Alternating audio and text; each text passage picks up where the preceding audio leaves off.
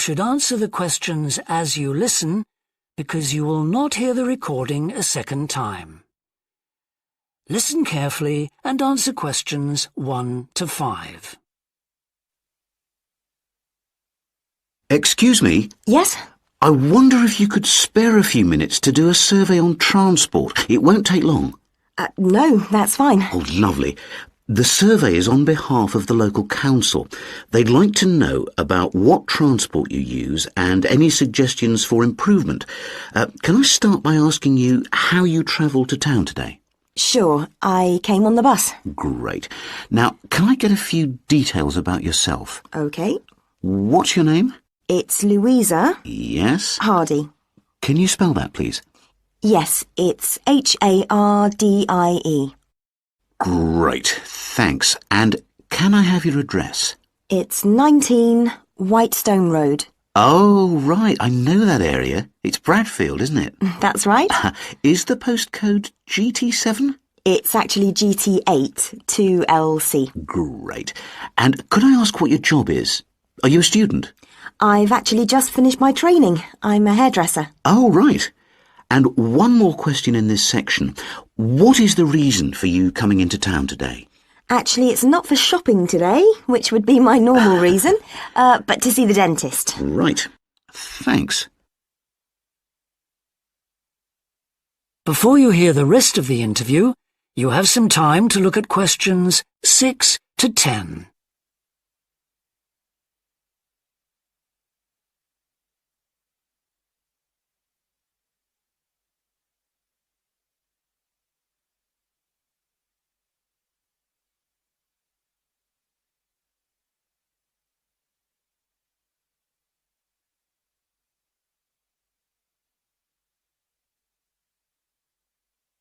Now listen and answer questions 6 to 10.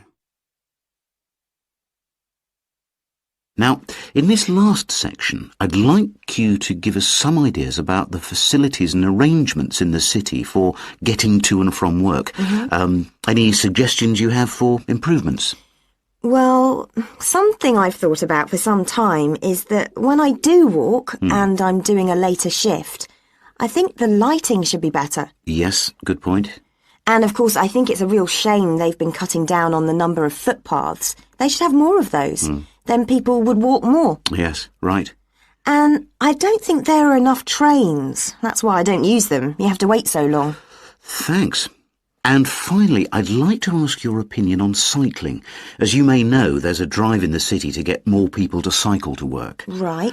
But we realise that there are things which the council, but also employers might do to help encourage workers to cycle to work. Yeah. Well, I have thought about it, and where I work there are no safe places to leave your bikes. OK. And also, I'd have to cycle uphill, and on a hot day I'd arrive at work pretty sweaty, so I think I'd need a shower somewhere at work. Right. And I suppose the last thing is that I wouldn't be all that confident about cycling on such busy roads. I think I'd like to see you offering training for that. You know, I'd feel a lot better about starting if that was the case. Well, that's very helpful. Thank you very much for your time. No problem. Bye. That is the end of part 1. You now have half a minute to check your answers.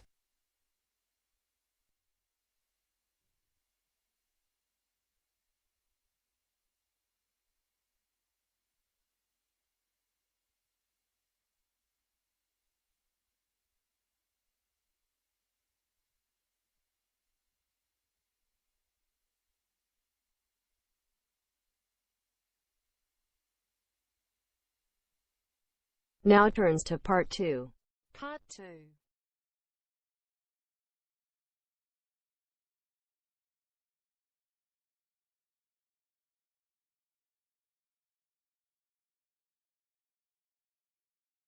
You will hear a representative of a city council giving information about 2 new facilities which are opening soon in the city.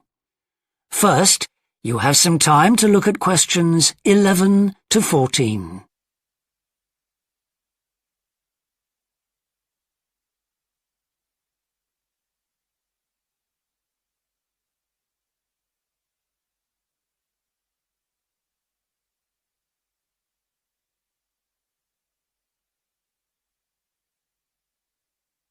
Now listen carefully and answer questions 11 to 14. Good morning. I'm very pleased to have this opportunity to say a little about two exciting new developments in the city: the Brackenside open-air swimming pool and the Children's Adventure Playground in Central Park. As many of you may know, the idea for these initiatives came from you, the public, in the extensive consultation exercise which the City Council conducted last year. And they have been realised using money from the SWRDC, the South West Regional Development Commission. First of all, Brackenside Pool. As many of the older members of the audience will remember, there used to be a wonderful open-air pool on the seafront 30 years ago, but it had to close when it was judged to be unsafe. For the design of this new heated pool, we were very happy to secure the talents of internationally renowned architect Ellen Wendon, who has managed to combine a charming 1930s design, which fits in so well with many of the other buildings in the area, with up-to-the-minute features such as a recycling system, the only one of its kind in the world, which enables seawater to be used in the pool. Now, there's been quite a bit of discussion in the local press about whether there would be enough room for the number of visitors we're hoping to attract, but the design is deceptive, and there have been rigorous checks about capacity. Also, just in case you were wondering, we're on schedule for a June the 15th opening date, and well within budget, a testimony to the excellent work of local contractors Hickman's. We hope that as many people as possible will be there on June the 15th. We have engaged award-winning actress Coral White to declare the pool open, and there'll be drinks and snacks available at the poolside. There'll also be a competition for the public to decide on the sculpture we plan to have at the entrance. You will decide which famous historical figure from the city we should have. Before you hear the rest of the talk, you have some time to look at questions 15 to 20.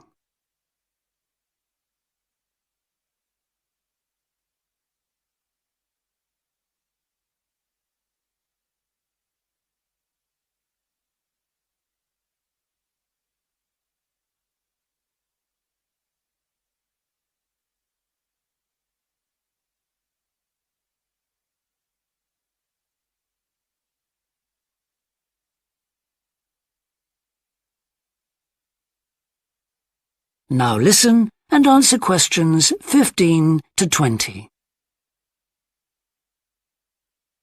And now, moving on to the Central Park Playground, which we're pleased to announce has just won the Douglas Award for Safety. The news came through only last week.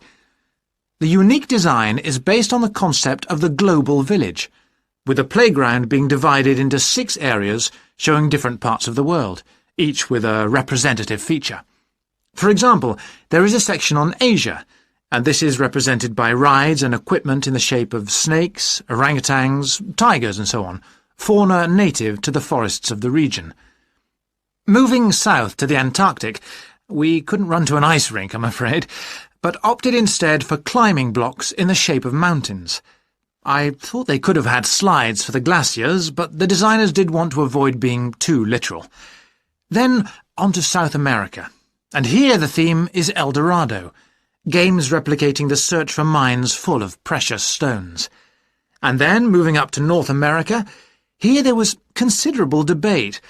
I know the contribution of cinema and jazz was considered, but the designers finally opted for rockets and the International Space Station. Eastwards to Europe then, and perhaps the most traditional choice of all the areas, medieval castles and other fortifications.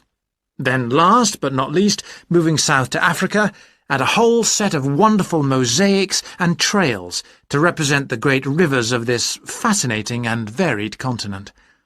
Now, the opening date for our global playground is the 10th of July, and again, we'd love to see you there. So, make a date and come and see this magnificent, original new amenity right in the heart of the city. That is the end of part 2. You now have half a minute to check your answers.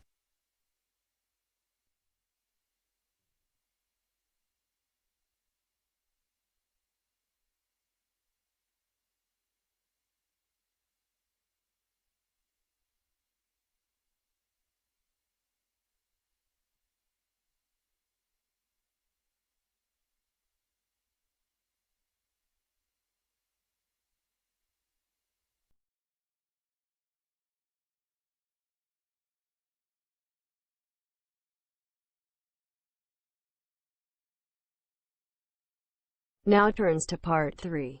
Part 3.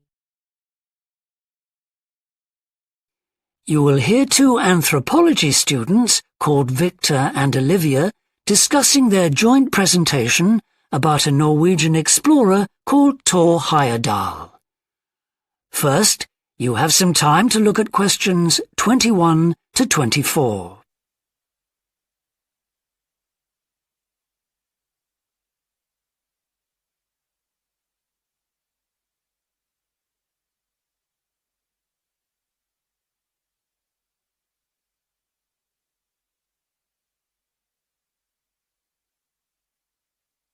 Now listen carefully and answer questions 21 to 24.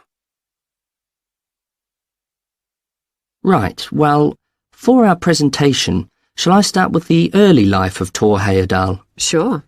Why don't you begin with describing the type of boy he was, especially his passion for collecting things? That's right. He had his own little museum. And I think it's unusual for children to develop their own values and not join in their parents' hobbies. I'm thinking of how Heyerdahl wouldn't go hunting with his dad, for example. Yeah, he preferred to learn about nature by listening to his mother read to him. And quite early on, he knew he wanted to become an explorer when he grew up. That came from his camping trips he went on in Norway, I think. No, it was climbing that he spent his time on as a young man. Oh, right. After university, he married a classmate, and together they decided to experience living on a small island to find out how harsh weather conditions shaped people's lifestyles. As part of their preparation, before they left home, they learnt basic survival skills, like building a shelter. I guess they needed that knowledge in order to live wild in a remote location with few inhabitants, cut off by the sea, which is what they were aiming to do. An important part of your talk should be the radical theory Heyerdahl formed from examining mysterious ancient carvings that he happened to find on the island. I think you should finish with that. Okay. Before you hear the rest of the discussion, you have some time to look at questions 25 to 30.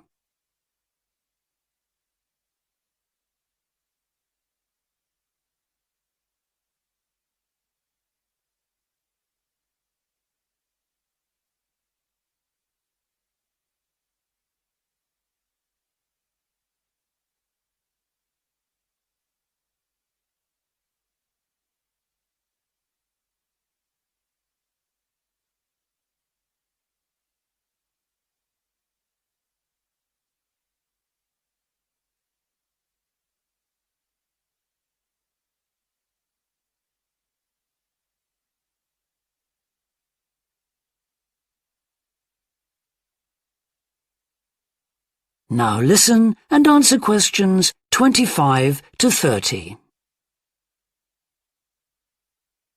All right, Victor, so after your part, I'll talk about Thor Heyerdahl's adult life, continuing from the theory he had about Polynesian migration. Up until that time, of course, academics had believed that humans first migrated to the islands in Polynesia from Asia in the west. Yes, they thought that travel from the east was impossible because of the huge empty stretch of ocean that lies between the islands and the nearest inhabited land. Yes, but Heyerdahl spent ages studying the cloud movements, ocean currents, and wind patterns to find if it was actually possible. And another argument was that there was no tradition of large shipbuilding in the communities lying to the east of Polynesia.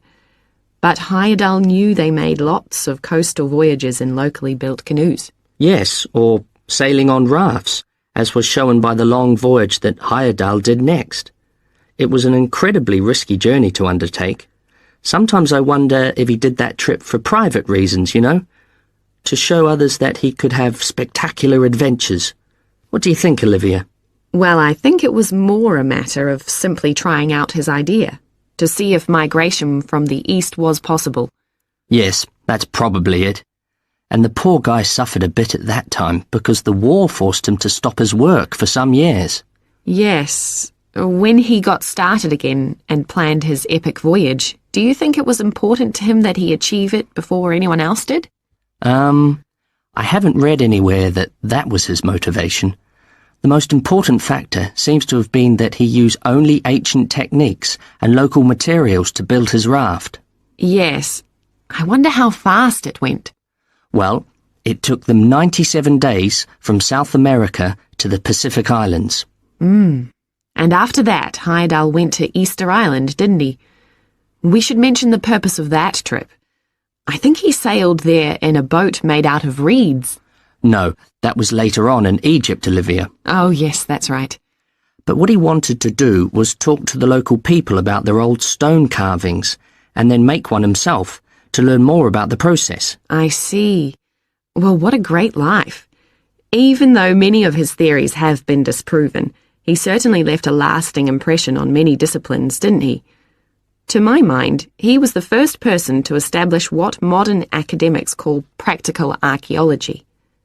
I mean that they try to recreate something from the past today, like he did with his raft trip. It's unfortunate that his ideas about where Polynesians originated from have been completely discredited. Yes. Right, well, I'll prepare a PowerPoint slide at the end that acknowledges our sources.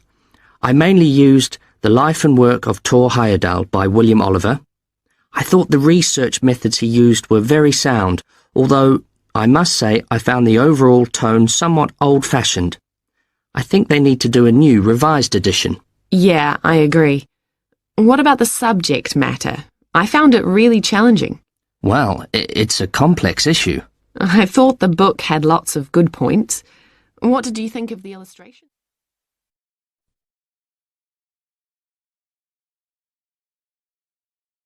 That is the end of part 3. You now have half a minute to check your answers.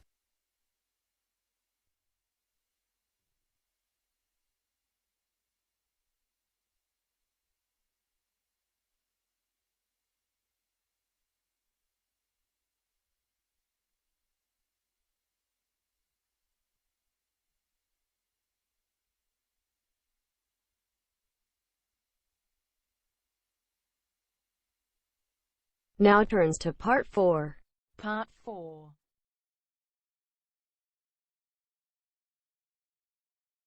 You will hear a business student predicting how management might change in the next few years. First, you have some time to look at questions 31 to 40.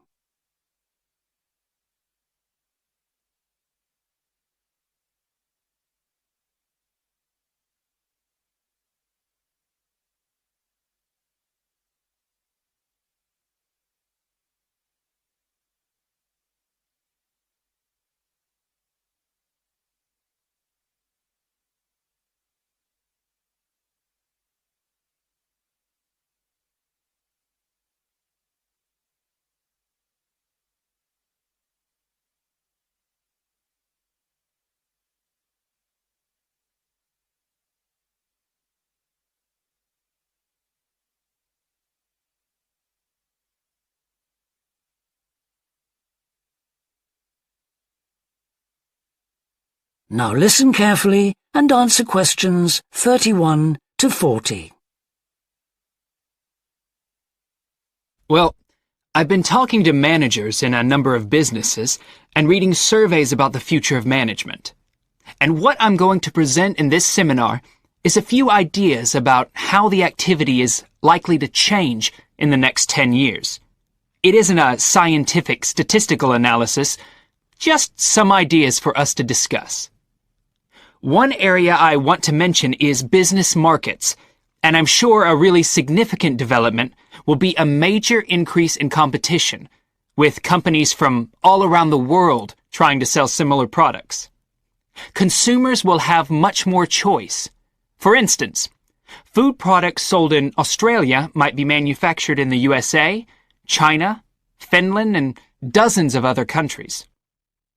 At the same time, mergers and takeovers mean that governments are actually losing power to major global corporations. We can probably all think of companies that exert a great deal of influence, which may be good for consumers. A third point I want to make about markets is that in the rapidly expanding economies, such as India, China, Brazil and Russia, demand is growing very fast. This is putting pressure on resources all over the world.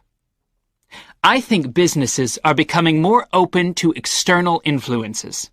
In particular, companies are consulting customers more and more before making their business decisions.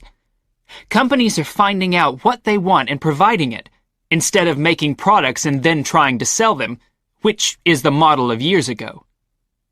Another influence is that concerns about the environment will force manufacturers to extend product life cycles to reduce the amount of pollution and waste.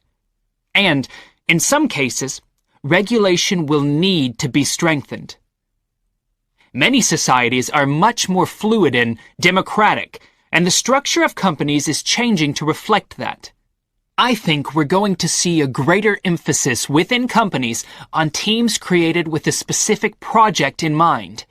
And when they're completed, the teams will be disbanded and new ones formed. More and more people see work as simply one part of their lifestyle, and not the most important one. And as the workforce is shrinking in some countries, businesses are having to compete for staff instead of being able to choose among a lot of applicants. Typical examples that will attract and retain staff are traditional ones like flexible hours and, something that has been made possible by advances in technology, remote working, with people based at their home, abroad, or almost anywhere they choose.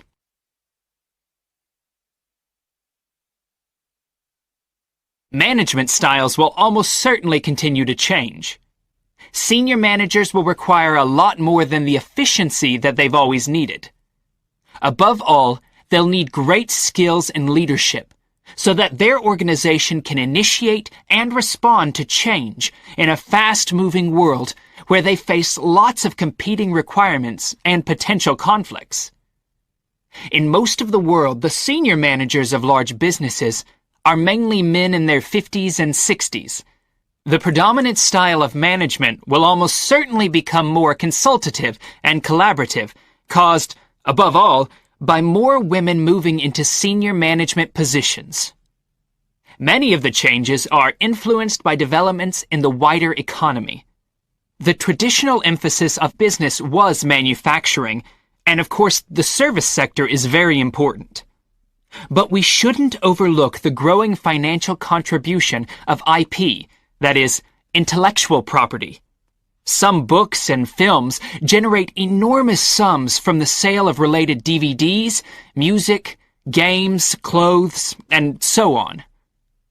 Another point I'd like to make is that although I've been talking about companies, one trend that they have to face is the move away from people working for the same employer for years. Instead, more and more people are becoming self-employed to gain the freedom and control over their lives that they're unlikely to get from being employed.